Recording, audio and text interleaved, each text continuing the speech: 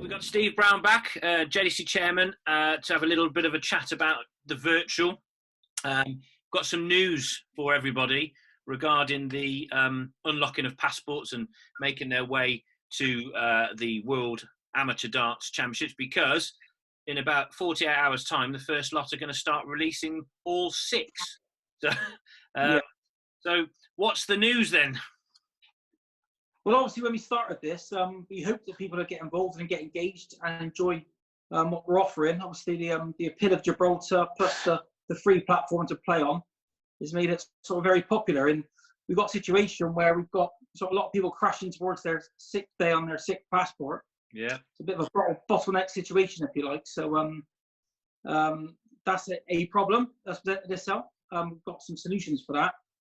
So what we're going to extend the entries for that. So we're not going to cap it at this point in time. We're going to give it a date, so you have to qualify by. But we don't want to be disappointed, or we don't leave anybody behind. So we're going to open it up to a few more players, which might involve an extra round whilst you're over there. But I think, given the current climate, and also the main reason really was that we appreciate how people are going for some hardship at the moment in terms of financial difficulties.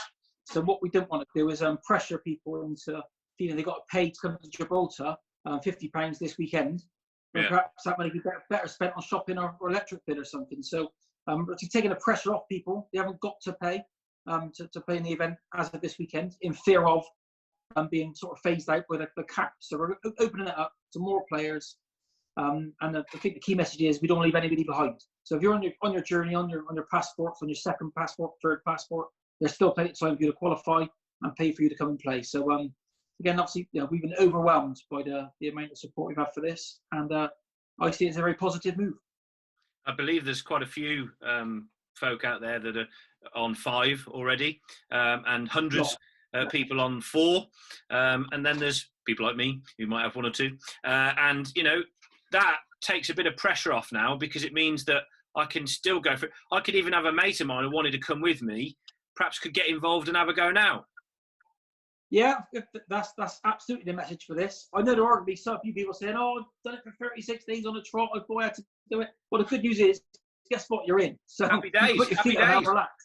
It's a nice problem to have. You're in. Yeah. So again, what this does do is give opportunity for some people that haven't started yet, or on their 2nd passport, 1st passport, or struggling on their 5th. They can't get that 6th one over the line. So we're taking the pressure off people to do this. And remember, this is an amateur tournament, and in a really sort of testing time for everybody. So I think it'll be a welcome break in November. I think we're all looking forward to it. Can't wait to get there. So it takes a bit of pressure off and opens the gates for a few more people to get over there. Yeah, quite right. I've spoken to a lot of people in the darts world recently, and this is the new norm. But it doesn't help when you're trying to negotiate either time frame of competition. Trying to get all the practicalities of a tournament set up is difficult when you're having to Zoom, or you just can't get to places. So I totally understand why you've done this, Steve, and that really does help a lot of people, because I mean, some of the figures coming out of virtual, 400 a day going live, 30,000 sort of figures for how many people are playing the actual game. Crazy. It's really caught on. Yeah, I think there's a quite conservative figures as well. Yeah, it's gone crazy, and we couldn't be any more sort of proud of what we've achieved with it, really. And the fact that it's still a free format, free platform.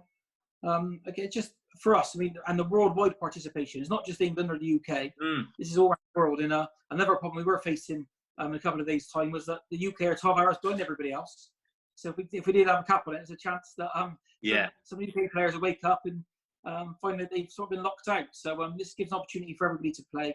And again, it's an inclusive platform. We want to include everybody and not leave anyone behind. So it's a very important message. And talking about inclusive for everybody, that is the same situation for the adults and the kids. Yeah, of course it is. Yeah. So the 1st of August will be your last attempt. So I think that gives us another 2 blocks of 6 weeks, I think, if you put it that way. Yeah. So you've got, if people haven't even started yet, but they wanted to get involved but felt it was too late, now's your time to get involved. As long as you've got your 6th passport by the 1st of August, you're good to go. Brilliant.